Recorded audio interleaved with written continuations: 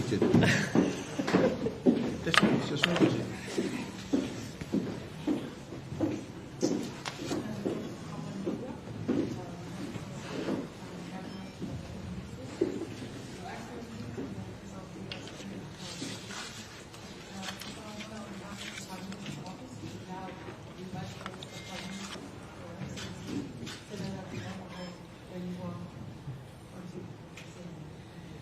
Thank you very much. Good morning to all of you, and it's my privilege to warmly welcome Senator Honourable Penny Wong, Minister of Foreign Affairs of Australia, and also the Assistant Minister, Honourable Fisher Wade, here to Tonga. And it's a privilege, and also we're very fortunate to have you here. In fact, just after the elections, so we take the opportunity on behalf of His Majesty Government and also the people of Tonga to wish you all the best, and also congratulations to you, and also Honourable Prime Ministers for being successful in the re-elections, and also for having the opportunity to come here to Tonga, and would like to warmly welcome you to our country. In fact, as you all know, Australia and Tongan partnership has been a strong relationship when going back to going back to the beginning of this country. Actually, as you know, going back to the beginning of this country. Actually, as you know, our constitution is part of constitution. Also,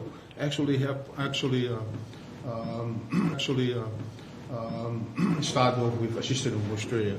So in different areas as well, of course, the development assistance we have, and we'd like to thank Australia for that opportunity and that assistance we provided. And you are here at the second elections for the new government. I'd like to just to assure you our commitment to strengthen and also continue a strong relationship in terms of partnership, and also something that is guided by mutual respect and also common interest, not only between our two countries but also with the regions.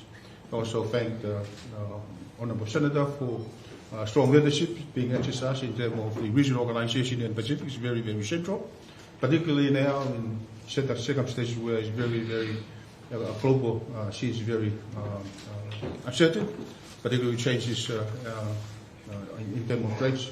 There's very important role of Australia being standing up, and in terms of common values that we have to work together in the Pacific, particularly now how we could improve our trade, and also in terms of partnership, in terms of training, and also we discuss and we thank you for the opportunity we had this morning, not only bilateral meeting, myself and also Crown Prince and also the Cabinet. We had a formal conversation with the ministers in terms of assistance they had received directly from the government.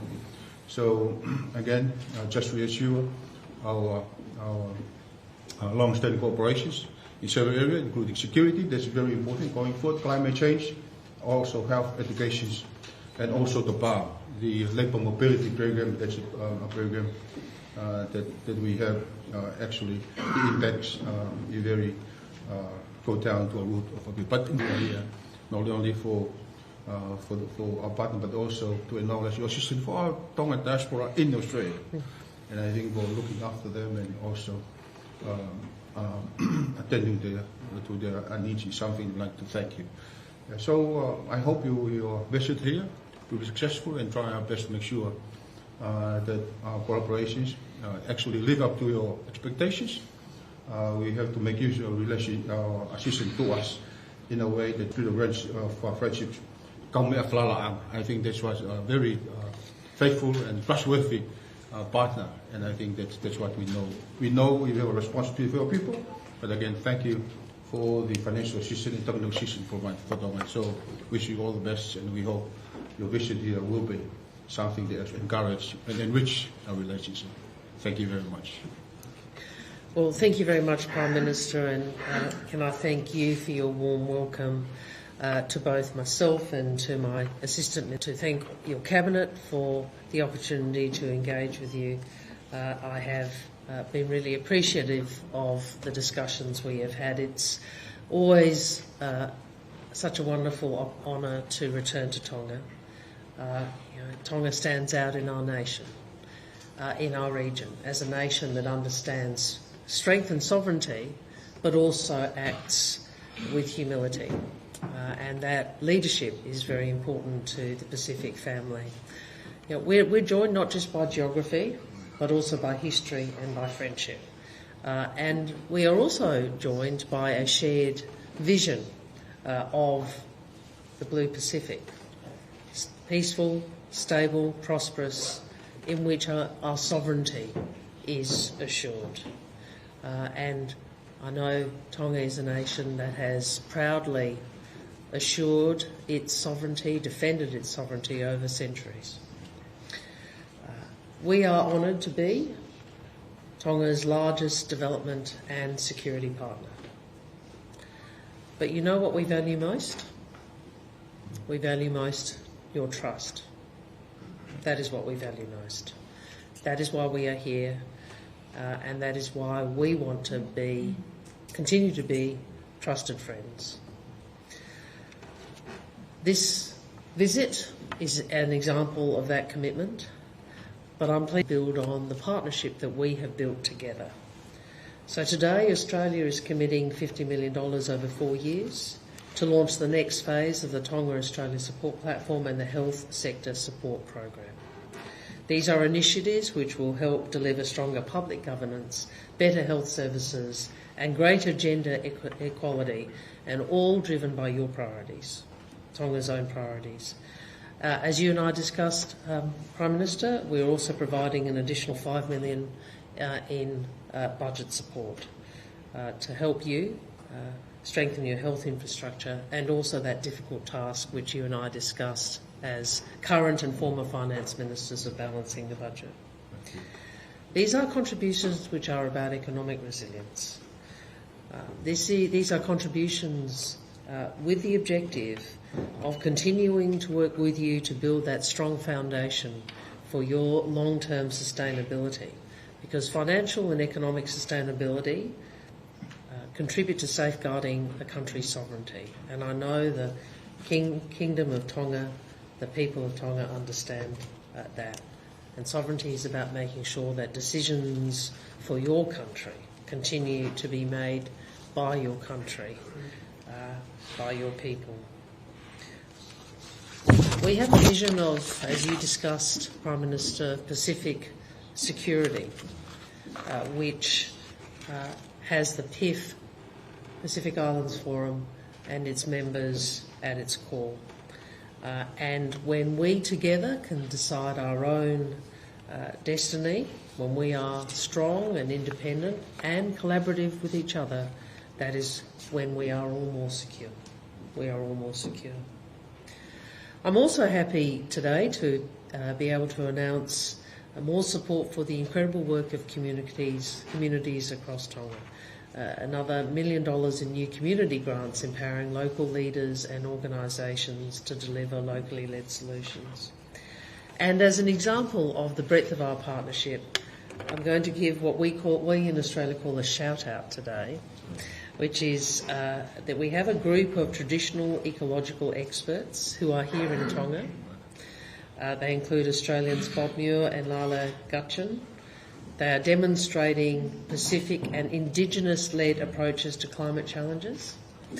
It's an example of how we are drawing on traditional knowledge, First Nations knowledge and wisdom, sharing expertise, listening to each other and working together to tackle shared challenges. And all of this that we do together builds on a 172-year partnership between our countries, which began when King Tupou I visited Sydney in 1853. That's very, very stand shoulder to shoulder with Tonga as your reliable partner. Pacific nations can count on Australia. And together we will keep working to assure our region's stability, prosperity and independence the Pacific way. Ofa atu. Thank you very much. Aloha. Thanks very much. Senator, now we have the opportunity to give you perhaps 2 or 3 questions to each of us, and then, okay, we may start with Phil. Thank you.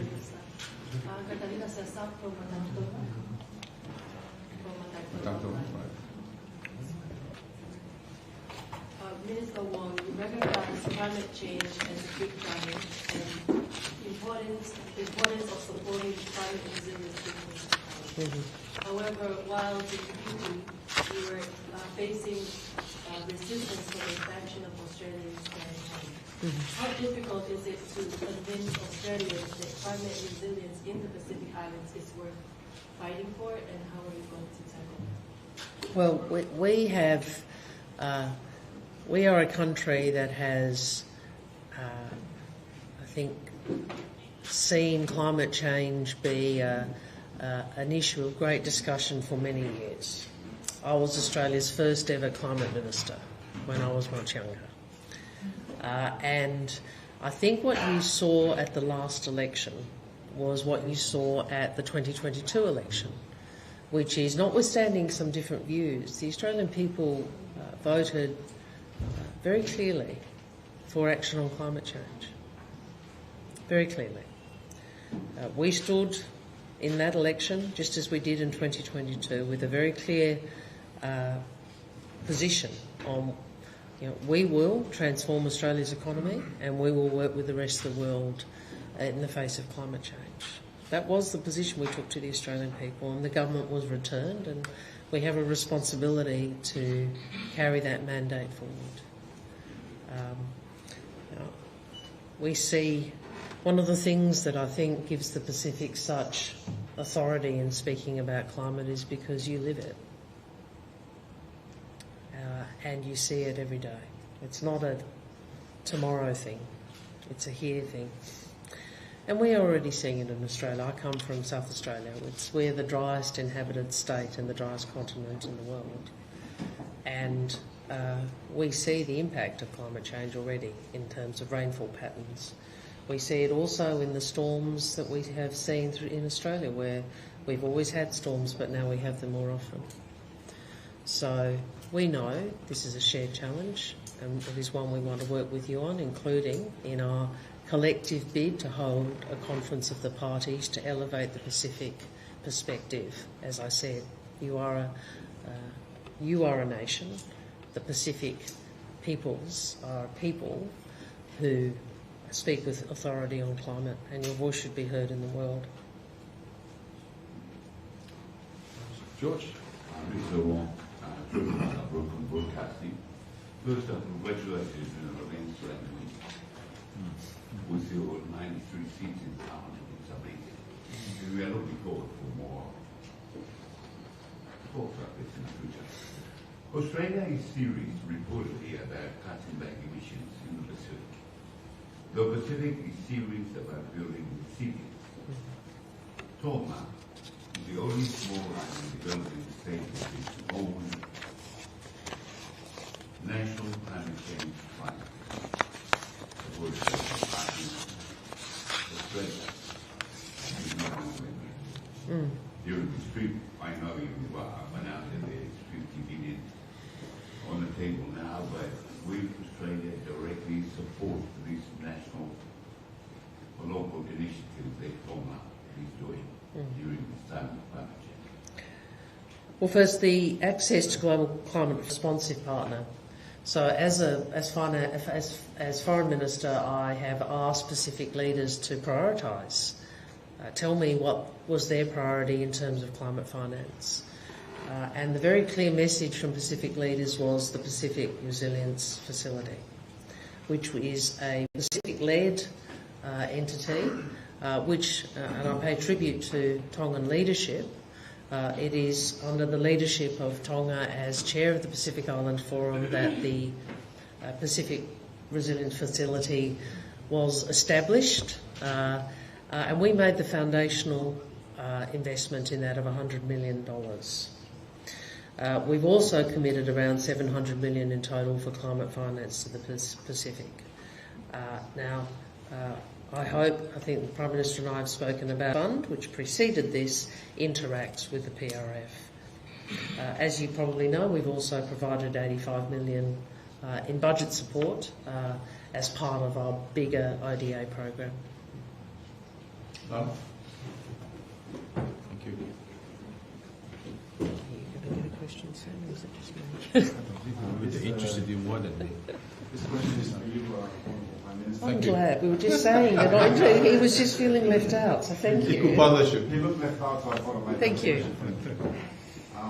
In the light of recent geopolitical shift in the Pacific region involving security challenges, shift in regional allies, competition in resources, and global power competition, how does Tonga maintain, and this word was used by the Senator Honourable Penny Wong, how does Tonga maintain its sovereignty and security, adapt to changing dynamics, enhance its security infrastructure, strengthen diplomatic engagement, and participate in multilateral initiatives to address shared security threats and promote regional stability?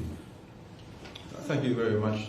In terms of our foreign policy, the government of Tonga basically is no enemies and friend for all. These are thrust of our foreign policy. But at the same time, regional security is very important, and we have a program with Australia on security, and also some from other states, American also, but also there are some within the regions I think you're specifically referring to. But as far as the security, and I think it's basically something of working closely with Australia, because we maintain that kind of security, and I think that's probably something for the forum also that we actually united together in terms of looking after our own interest. We know there are assistance come from another area that might have some space, have some involvement in this space, but I think this comes also to a collective decision. Even though we have each country has sovereignty to make making decisions, but this is something collective, and we know the history. World War II, I think that is something that also is still vivid in our mind. But again, in a way, navigating our way forward, this is the strong partnership we have actually worked in terms of strengthening our regional security. May I Thank you. May I add to that? Because I agree with the Prime Minister, but it's a very good question, because it's actually the central question that we've been discussing, and so many of my interactions in the Pacific are defined by. I have a short answer. If the question is, what do we do in the face of all of these things happening to assure our sovereignty? I think it's trusted partners and a strong region. And you get a stronger region with strengthening and investing in and working within the Pacific Islands Forum as the key regional architecture. We'll get 3 more questions.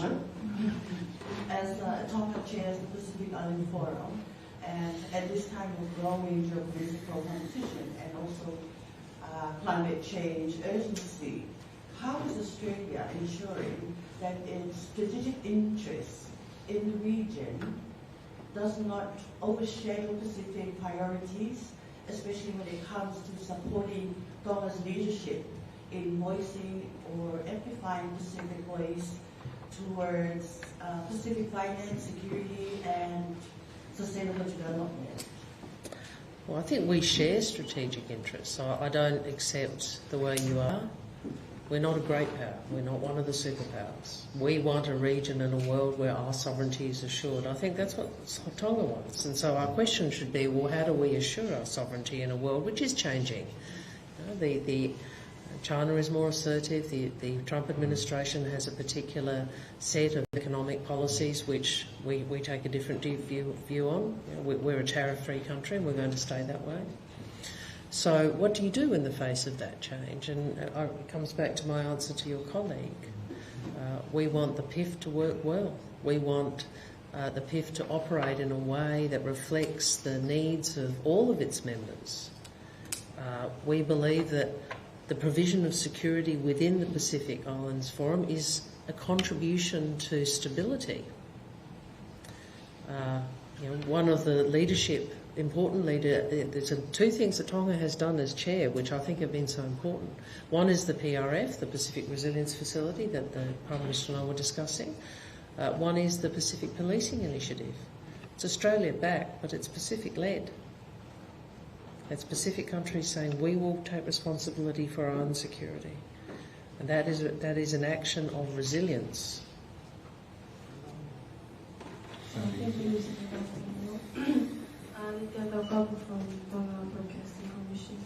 Many Tongans in Australia are facing immigration challenges, including overstaying visas. Is the Australian government considering any amnesty pathway to residency or support service for long-term overstayers from Tonga and the Pacific? Well, I know this is something that the High Commissioner has spoken to me about and is very aware of. What I would say is, this is an aspect of our relationship which is important, the movement of people and the people-to-people links. And we are always open for discussions about how that can be of maximum benefit to both our countries. Hello, Dave. Thank you for the opportunity and welcome, Honourable Minister. My question is based on many Tongans leave Australia under the seasonal work schemes, and we face a significant challenges here in development, trade, including shortage in labour shortages, and also in our local economy has impacted on it.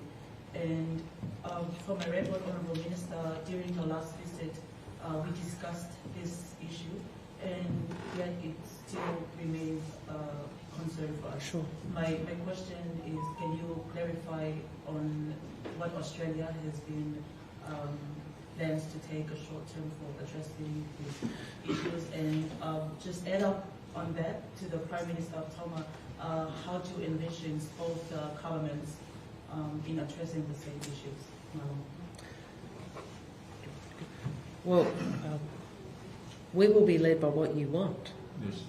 Important, the remittances are a contribution to your economy, but we will take your lead on it.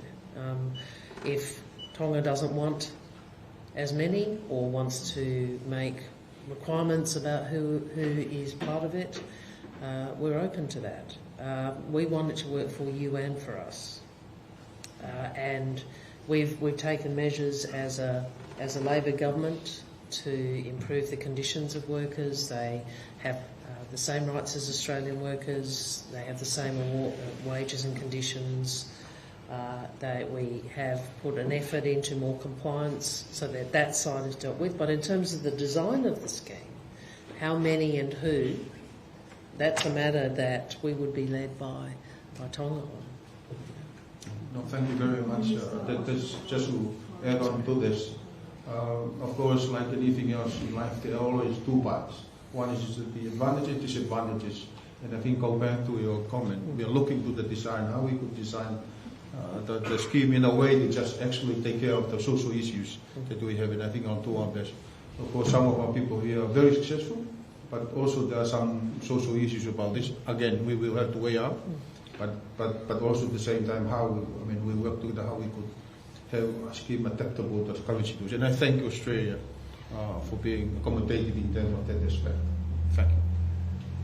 Honourable Minister, Australian Foreign Affairs, Senator Honourable Penny Wong, it's an honour for me, on behalf of Tonga Media, to welcome you to the Kingdom of Tonga. Welcome. Thank you. You are visiting 3 countries, Fiji, Tonga, and Vanuatu in the Pacific Island. Why come to Tonga over other countries in the Pacific